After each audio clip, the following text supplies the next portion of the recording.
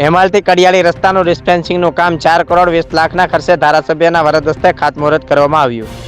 જાફરાબાદ તાલુકાના હેમાલથી કડિયાળી રસ્તાનું ડિસ્પેન્સિંગનું કામ 4 કરોડ 20 લાખના ખર્ચે ધારાસભ્ય હીરાભાઈ સોલંકી દ્વારા કરવામાં આવ્યું।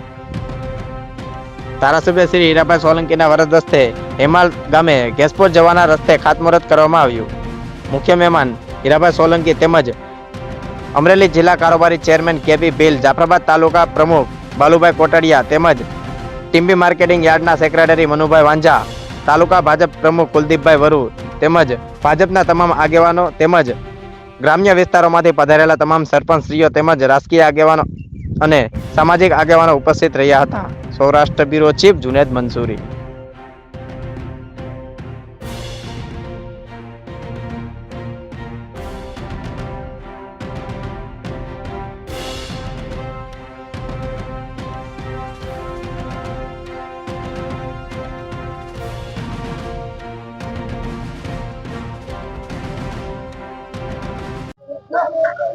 આજરોજ જાફરાબાદ તાલુકાના જિલ્લા પંચાયત હસ્તકના માર્ગ અને મકાન વિભાગના હેમાળથી કડિયાળી રસ્તાના રીસરફેસિંગ રસ્તાના ખાતમુહૂર્ત પ્રસંગે લોકલાડીલા ધારાસભ્યશ્રીના હાથે આજરોજ ખાતમુહૂર્તનું કાર્યક્રમનું આયોજન કરવામાં આવ્યું હતું।